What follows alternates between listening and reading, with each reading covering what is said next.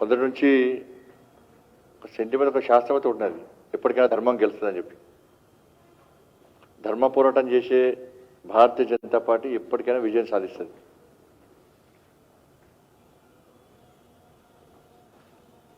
ఇవాళ భారతీయ జనతా పార్టీ రైతుల పక్షాన తెలంగాణ రైతులను ఆదుకోవాలని చెప్పి డిమాండ్ చేస్తూ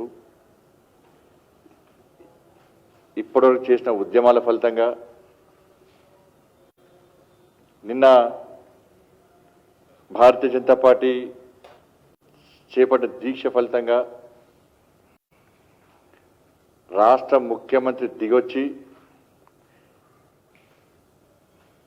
ధాన్యం మేమే కొంటామని చెప్పి వాళ్ళు ప్రకటించడం, ఇది పూర్తిగా భారతీయ జనతా పార్టీ విజయం, తెలంగాణ రైతుల విజయం. భారతీయ జనతా పార్టీ కార్యకర్తలు పోరాడిన తీరు చూసి ఇలా రాష్ట్ర ముఖ్యమంత్రి దిగొచ్చిన విషయం దీని ద్వారా స్పష్టమవుతున్నది. ఈ సందర్భంగా తెలంగాణ భారతీయ జనతా పార్టీకి అండగా ఉన్నటువంటి తెలంగాణ రైతాంగానికి, పోరాటం చేసినటువంటి భారతీయ జనతా పార్టీ కార్యకర్తలకు రాష్ట్ర శాఖ తరఫున హృదయపూర్వక ధన్యవాదాలు తెలియజేస్తాం. మేము మొన్ననే చెప్పినాం, ధాన్యం కొను లేకుంటే గద్దె దిగుని, కింద పొగ పెట్టినాం, కింద సెగ పెడితే, కుర్చీ కింద సెగ పెడితే దాన్ని తట్టుకోలేక అబ్బో ఏడ కుర్చీ పోతుందో, రైతులు ఏడ తిరిగి పడతారో అని చెప్పి ఉన్న కుర్చీ పోతే ఇబ్బంది అని చెప్పి కుర్చీ కోసం రైతు ధాన్యాన్ని కొన్నాడు. సరే, ఏదో ఒకటి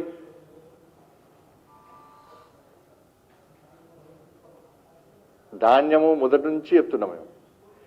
ఒకటి గుర్తుంచుకోవాలి, వరి వేస్తే ఊరే అన్నటువంటి రాష్ట్ర ముఖ్యమంత్రితోని మేము ఇచ్చిన మాట పని పక్కా గల్లబట్టి కొనిపిస్తాం, మెడలు వంచి కొనిపిస్తామని చెప్పి గతం నుంచి చెప్తున్నాం. ఇలా వరి వేస్తే ఊరన్న రాష్ట్ర ముఖ్యమంత్రి ద్వారానే ఇవాళ తిరిగి వరిని కొనిపిస్తున్న ఘనత భారతీయ జనతా పార్టీ. మొత్తం సోషల్ మీడియాలో కానీ తెలంగాణ మొత్తం కూడా ఏసి భారతీయ జనతా పార్టీ విజయం. భారతీయ జనతా పార్టీకి భయపడి భారతీయ జనతా పార్టీకి రైతులు మద్దతు తెలుపుతున్నారు. టీఆర్ఎస్ పార్టీ ఏ ఉద్యమం చేసినా ఏం చేసినా రైతులు వస్తలేరు. బీజేపీ కరెక్ట్, ఇలా రాష్ట్ర ముఖ్యమంత్రి పూర్తి అబద్ధాలతో రాజ్యం పెడుతుందని చెప్పి మొత్తం ఒక వాతావరణం ఇలా తెలంగాణ రాష్ట్ర వ్యాప్తంగా గత గంట నుంచి కూడా మొత్తం ఎక్కడ కూర్చున్నా బీజేపీ అంటున్నారు. ఇదే చెప్పినాం, ఇదే ముందు నుంచి ఇదే చెప్తున్నాం మేము.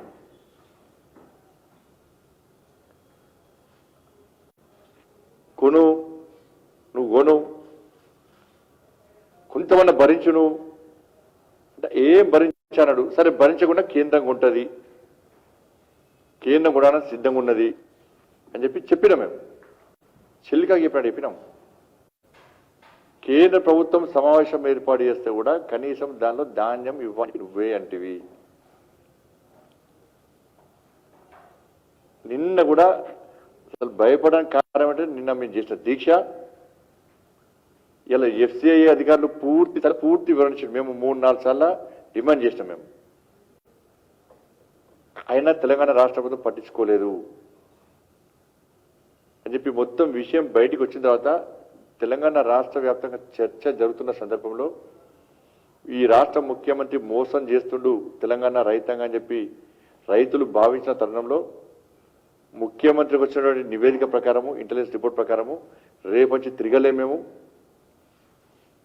రైతులు మాకు మద్దతు తెలుపుతలేరు, రైతులు మా అబద్ధాలను గ్రహించారు అని చెప్పి భయపడి వాళ్ళ రాష్ట్ర ముఖ్యమంత్రి ఈరోజు దిగొచ్చి ఇలా ధాన్యాన్ని కొంటాడు. దానిలో కూడా అబద్ధమే. మళ్ళా ఆ అబద్ధమైన చూసి సిగ్గుపడుతుంది.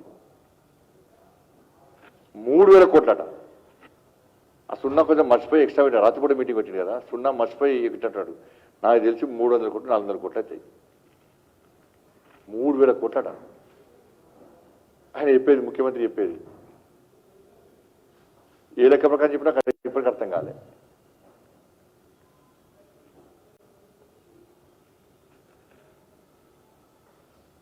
గతంలో ఇదే విధంగా అంటే సూర్యాపేట పోయిన, నల్గొండ జిల్లాలో పర్యటించినప్పుడు,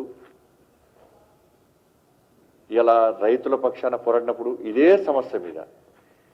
సమస్య మీద మేము కొనుగోలు కేంద్రాలకు పోయి రైతు దగ్గరకు పోయి రైతులకు భరోసా నింపే కార్యక్రమం చేస్తే మా మీద రాళ్ల దాడులు చేసిర్రు, లాఠీ దెబ్బలతో తిన్నారు, కార్యకర్తల తలలు కొలిగినాయి, కాళ్ళు చేతులు ఉన్నాయి, రక్తాలు గారినాయి, కారిన రక్తాలతో వడ్లు దర్శిపోయినటువంటి రక్తం కారింది.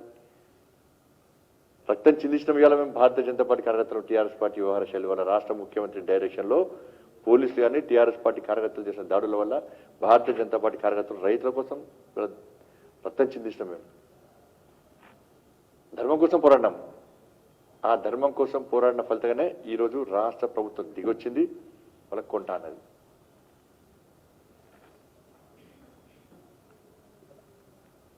అంతకుముందు ఏమన్నాడు, పైసలు మొత్తం మేమే కొడుతున్నాం, ప్రతి గింజ మేమే కొట్టామన్నాడు. విషయం బయటపడ్డది.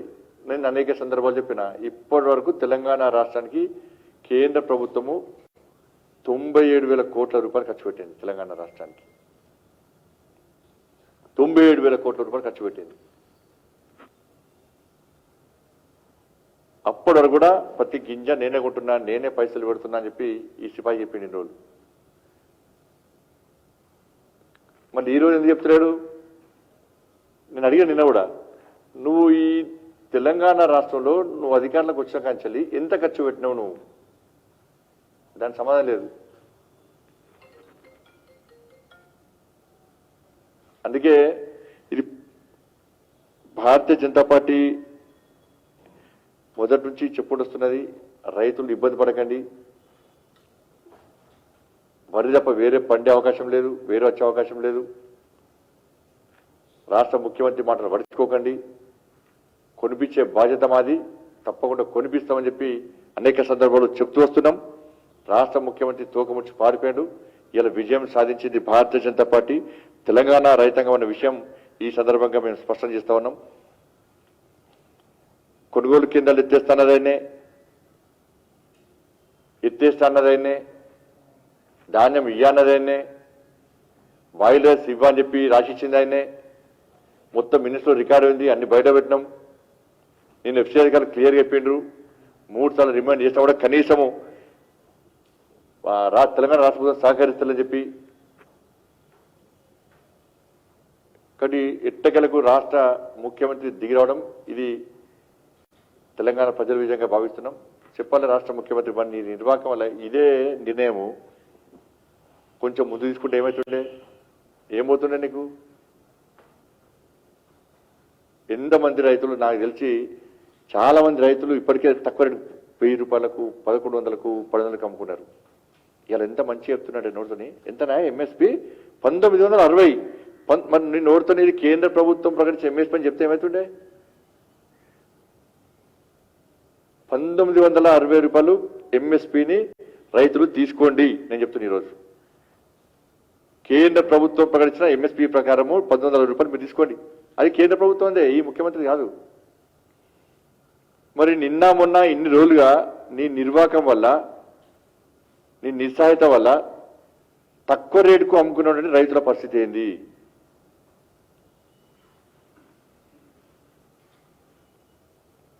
అప్పుడు మేము అడుగుతామని చెప్పి మళ్ళీ డిమాండ్ చేస్తామని చెప్పి ముందే 3,000 కోట్లు అంటున్నాడు.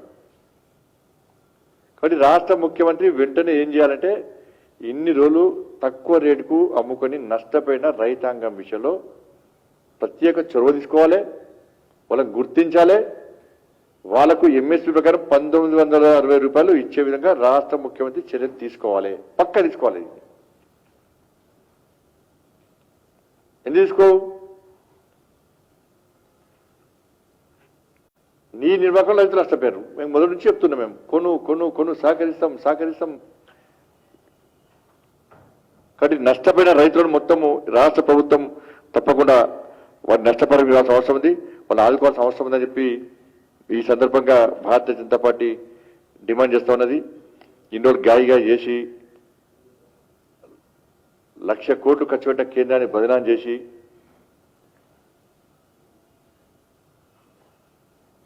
ఢిల్లీ పోయి ఏదో ఉద్ధరిస్తాను, ఢిల్లీ పోయి నాకు అర్థం కాలే. ఆ గంట సేపు ఎందుకు కూర్చున్నా అర్థం కాలేదు. గంట సేపు కూర్చుని ఎందుకు ఇప్పటికి అర్థం కాలేదు. ఇప్పుడు కూడా గంట సేపు కూర్చొని పీకిండి అయిపోయి జనకు తిన్నాడు మనిషి. ఎందుకో ఇవాళ కూడా ఫేస్ లేదు, టెన్షన్లో మనిషి బాగా. అది చూస్తే ఏంటంటే మళ్ళీ ప్రకటిస్తే మళ్ళీ బీజేపీ పేరేస్తుందా? ఇలా చూస్తే లాస్ట్కు విలేకరుల సమావేశంలో విలేకరుల ప్రశ్న క్వశ్చన్ ఆన్సర్ కూడా ఇస్తాడు పీకిండి హ్యాపీగా. మీరు అడిగారా? మరి బీజేపీ వాళ్ళు చేస్తేనే మీరు అడుగుతారు కాబట్టి భయపడి టకరకర ఉరికిండి హ్యాపీ ఏం చెప్పకుండా ఉరికిండు. ఏదో అపాయింట్మెంట్ ఉందండి నాకు. అబ్బో ఫస్ట్ టైం అపాయింట్మెంట్ ఇచ్చేయండి. చీఫ్ సెక్రటరీ అపాయింట్మెంట్ ఉంది. Chief justice. అచ్చా,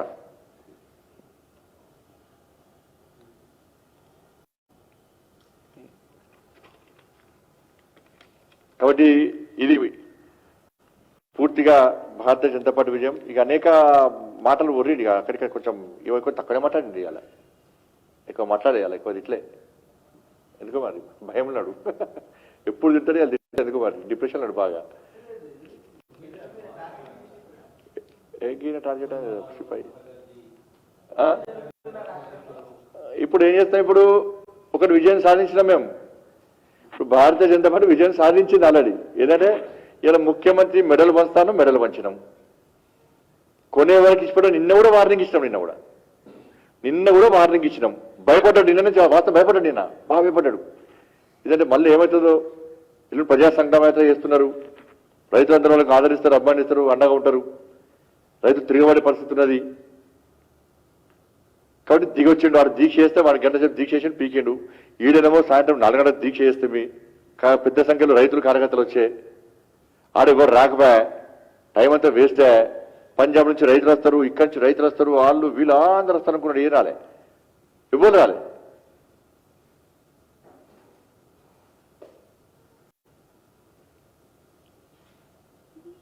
ఇప్పుడు చెప్పాలి రాష్ట్ర ముఖ్యమంత్రి. ఇక చూడు నెక్స్ట్ ఇది అయిపోయింది. నువ్వు కరెంట్ ఛార్జీలు ఎప్పుడు తగ్గిస్తావు చెప్పు.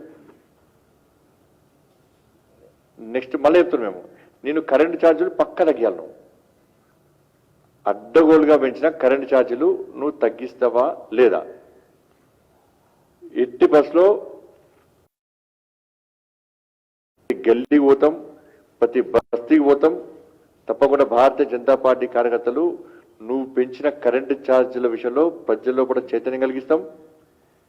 వస్తుంది ఫస్ట్ తర్వాత బిల్లు రాగానే మొత్తం ఒక్కొక్కరు గుండె బాదుకుంటారు. ఒక్కొక్కరు ఈయన 12,000 కోట్ల రూపాయలు ఖర్చు పెట్టినట్టు రైతుల కోసం ఉచిత కరెంట్ అట. కరెంట్ వస్తుంది మొత్తం కడిగేస్తుంది, కోత సాడేసింది ఆల్రెడీ.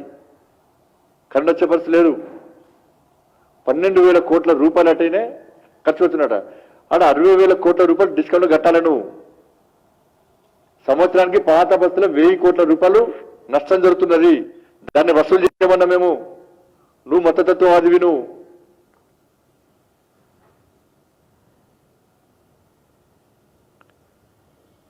ఉచిత కరెంటు కేసీఆర్ ఇస్తలేడు. ఉచిత కరెంటు పేరు మీద కరెంటు దొబ్బిపోతున్నాడు బయట. పాత బస్సులో 1,000 కోట్ల రూపాయలు ఇప్పటికి నష్టం జరుగుతున్నది.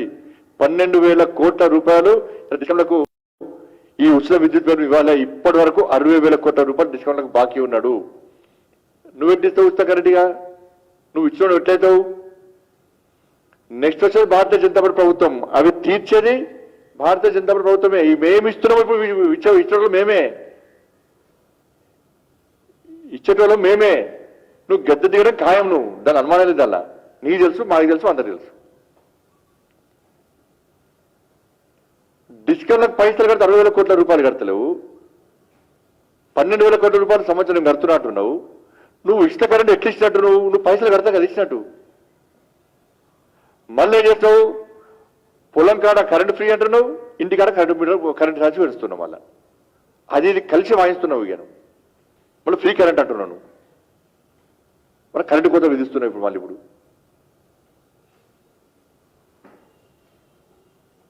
చెప్పు, నువ్వు 60,000 కోట్ల రూపాయలు కట్టాలన్నా లేదా? బాగున్నావా లేదా?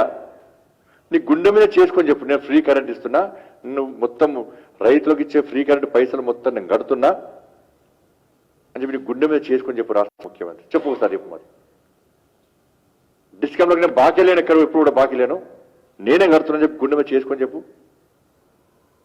చెప్పవు. ఇప్పుడు తెలియదు నా ఫస్ట్ తర్వాత కరెంట్ బిల్లు వస్తే అసలు గుండెకు బాదుకుంటారు ఒక్కొక్కరు. ఆర్టీసీ ఛార్జీలు పెంచాడు. మావాడు చెప్తుండే ఇంతకుముందు కరీంనగర్ పోంగా 40 రూపాయలట, రాంగ 50 రూపాయలు అయిందట. మళ్ళా అప్పటికే పెంచుడు 40 రూపాయలు, రాంగ వల్ల 50 రూపాయలు అయిందట. పెంచుడు ఎట్లా పెంచుడు, ఎంత పెంచుడు ఏం తెలియదు. ఇక పెంచుడు పోతూనే ఉన్నాడు, ఎవరు అడగడం లేరు అని చెప్పి. ఎవరు అడుగుతున్నారు ఇక పేదోళ్ళు కదా ఆర్టీసీ బస్సులో ఆర్టీసీలో పోయేది ఎంత వేస్తుండు లెక్కపత్రం ఏముండదు రాత్రి ఏది గుర్తొస్తే పొద్దున వేస్తాను ఓ పేపర్ అది చిన్న చిత్రకాగా రాసాడు రాస్తాను దాని మీద ఇంత వెంచువని స్టిప్ పంపుతుండే వాళ్ళు వేస్తారు ఇక అంటే రైతులు ఇబ్బంది పడరన్నా నిధులేని రాత్రులు గడిపిన రైతులు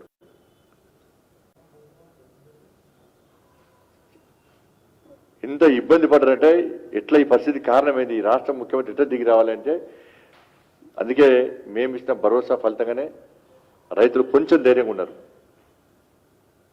కాబట్టి పూర్తి ఇది భారతీయ జనతా పార్టీ విజయం ఈ రైతుల విజయం రాష్ట్ర ముఖ్యమంత్రి దిగి వచ్చే విధంగా మేము ఫైట్ చేస్తామన్నాం దిగి వచ్చే విధంగా మెడలు వచ్చినాం కొనిపించాం కరెంటు ఛార్జీల విషయంలో కూడా రాష్ట్ర ముఖ్యమంత్రి తప్పకుండా దిగి రావాలి కరెంటు ఛార్జీలు వెంటనే తగ్గించాలి ఆర్టీసీ ఛార్జీలు వెంటనే తగ్గించాలని చెప్పి భారతీయ జనతా పార్టీ ఈ సందర్భంగా డిమాండ్ చేస్తా ఉన్నది ఇప్పుడు మేము ఒకళ్ళు చాలా కోరుకోవాలి మా మానవతో ఉన్నది కేసీఆర్ గారు అనారోగ్యం గురైతే కూడా నిండు నూరేళ్ళు ఆరోగ్యాలతో చెప్పి దేవుని పూజ చేసిన వ్యక్తులం మేము ఒక నాష్టాన్ని కోరుకునేటువంటి పార్టీ మాది కాదు అటువంటి కార్యకర్తలం మేము కాదు ఇంకోళ్ళు చావును కోరుకునేటువంటి పార్టీ మాది కాదు అటువంటి కార్యకర్తలం కాదు అటువంటి మనుషు మాది కాదు ఎవరైతే మాట్లాడో మనకి అక్కలు ఉండాలి కొంచెం అన్న నాకు వ్యవసాయమే లేదు నాకు రైతు బంధు ఎట్లా వస్తుంది నాకు రైతు బీమా ఎట్లా వస్తుంది నాకు కాలేజీల పేరు మీద రైతు బంధు తీసుకునే అలవాటు నాకు లేదు కాలేజీ జాగాల పేరు మీద కమర్షియల్ జాగాలు తీసుకుపోయి రైతు బీమా రైతు బంధు తీసుకునే అలవాటు నాకు లేదు కబ్జా చేసిన గవర్నమెంట్ స్థలాల మీద కబ్జాలు చేసిన స్థలాల మీద రైతు బంధు తీసుకునే అలవాటు నాకు లేదు నాకు వ్యవసాయమే లేదు నాకు రైతు బీమా ఎట్లా వస్తుంది సన్నాసులకు తెలియాలి కొంచెం అక్కలు ఉండాలి వాళ్ళకు తెలుసుకొని మాట్లాడాలి సరే నా చావు కోరుకున్నారు నేను పైసలు కావచ్చు నా భార్యకి చెప్తాను మా కుటుంబం చచ్చిపోయాను నేను చెప్తాను ఒకవేళ నేను చచ్చిపోతే నాకు వచ్చే ఇన్సూరెన్స్ పైసలు ఎవడు మాట్లాడిండో ఆ మూర్ఖుడికే ఇవ్వమంట తీసుకోండి ఆయనకే అవుతా పైసలు నేను చచ్చిపోతే నా చావు కోరుకుంటారు కదా నేను చచ్చిపోతే నాకు వచ్చే పైసలు ఉంటే ఎవడైతే మాట్లాడిండో సన్నాసి వానికే పైసలు పంపంట పైసలు పక్కా అవుతాయి నాకు ఏమైనా ఇన్సూరెన్స్ ఇష్యూ వస్తాను చేస్తే పైసలు ఆయనకే పంపుతాను నేను ముచ్చుకోని చెప్పు కొంచెం ఇంకా కోటీశ్వరి కావాలి మేము చచ్చిపోయినా కూడా కోటీశ్వరి కావాలి ఇంకా దుబ్బిపోవాలి ఇంకా అది ఎవరితోనే ఉంటుందా ఎవరుచుకుంటారా ఇప్పుడు ఆ విషయంలో ఇప్పుడు 3 సార్లు ఏదో బయటపడుతున్నాడు ఢిల్లీ పోతుంటా ఏ బయటపడుతుండు ఏది బయటపడుతుంది నేనన్నా కదా ఏదో 12,700 కోట్లు ఏదో మాఫీ చేస్తామని చెప్పి అది ఫేక్ న్యూస్ అని చెప్పి ఆల్రెడీ వచ్చింది ఈ ఫేక్ ముఖ్యమంత్రి ఫేక్ న్యూస్ కూడా ఇంకా చెప్తా ఉన్నాడు ఆయన 12,000 కోట్లు ఆదానికి అని చెప్పి మరి ఆయన ఫ్లైట్లో పోయినారు ఫోటో ఉండదు ఆయన ఫ్లైట్ అయినా ఎక్కిపోయాడు ఆ మాఫీ అయిన పైసలు ముట్టే వచ్చింది కావాలి చెప్పాను ఎట్లా ఆయన ఫ్లైట్లో ఎక్కిపోయిండు సార్ ఈయన ఆ ఫోటో నాకు అన్నది ఆ మాఫీ అయిన పైసలు ముట్టే వచ్చాను మరి అన్నా నేను అది ఫేక్ న్యూస్ అని చెప్పి పూర్తిగా వచ్చింది అది ఫేక్ న్యూస్ పట్టుకొని ముఖ్యమంత్రి మాట్లాడితే ఆయన తెలిస్తే కేసు పెడతాడు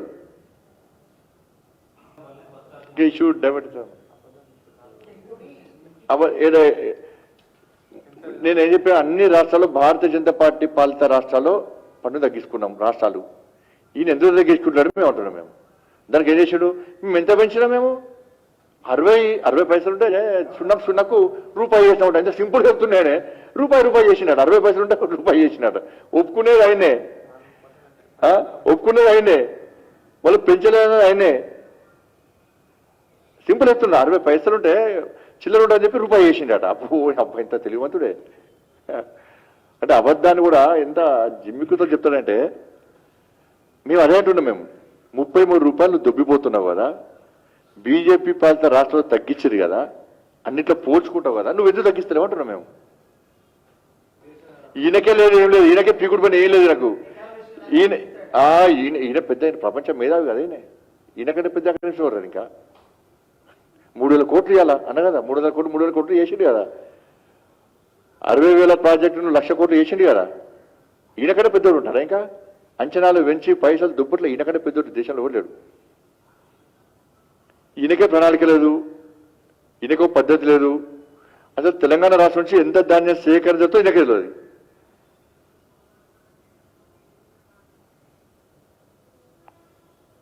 ఒక వ్యవసాయ విధానం అనేది ఫస్ట్ స్టార్ట్ అయ్యి నీకేమైనా సోయి ఉంటే వరేస్తే ఊరంటే పీక్తివి, మరి ఏమైనా చెప్పబోతివి, ఏమేస్తే ఏమవుతుందో చెప్పబోతివి. నువ్వు చెప్పేదోట నీ ఫామ్ హౌస్ వండించేదోట.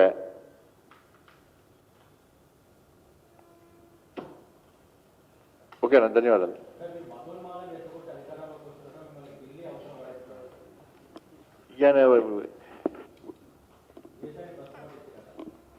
ఇప్పుడు ఈయన దేశాన్ని బట్టుబడిసి మరి ఈయన పట్టిస్తాడు. ఈడ